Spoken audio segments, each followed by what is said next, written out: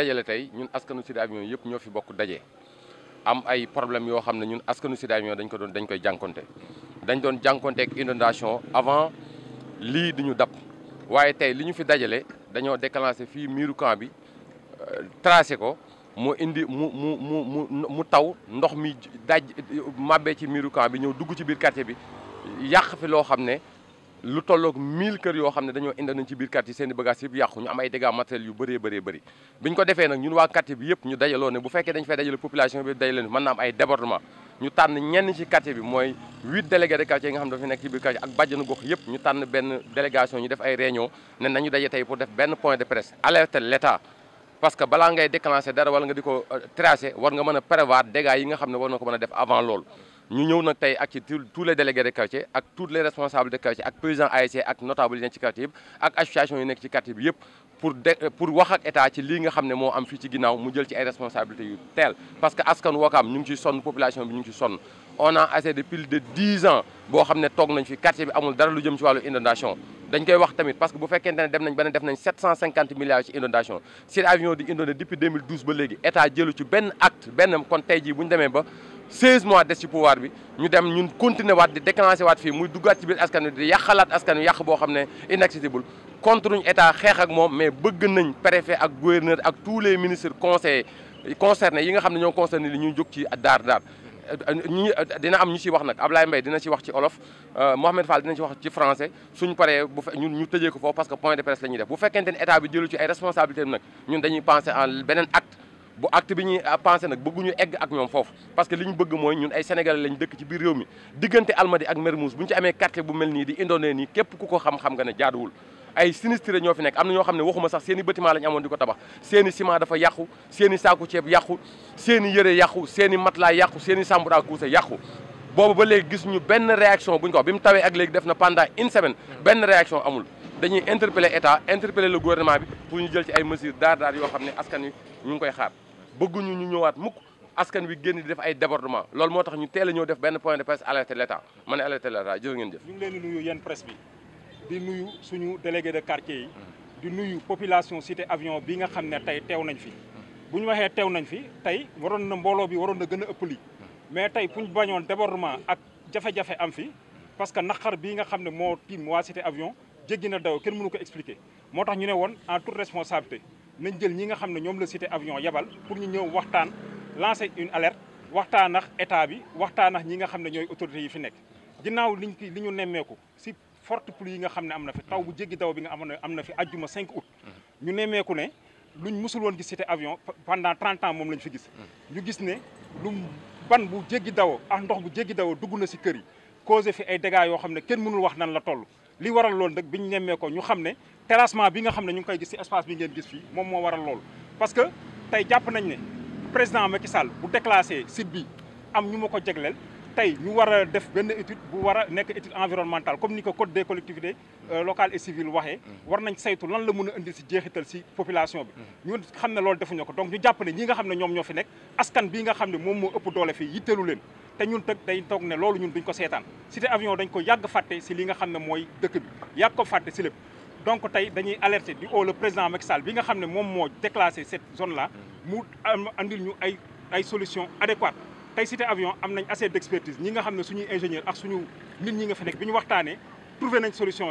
yooyu mooy des solutions immédiates parce que tey duñ nangu tey taw amaat fi ñi nga xam ne ñoo fi nekkaat yàqule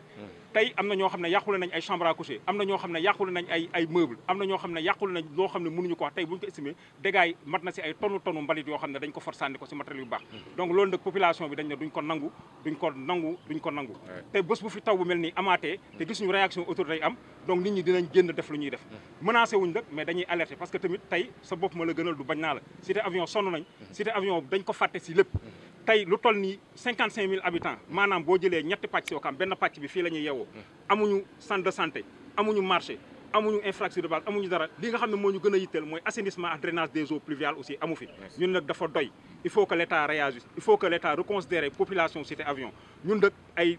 jàmm la ñuy dox jàmm la ñuy oote mais nag bu defee comme ni ko Sénégal yi defee mun nañ ko def mais balaa ñu koy def dañ ne état yaa ngi fi yow yaa fi nekkal population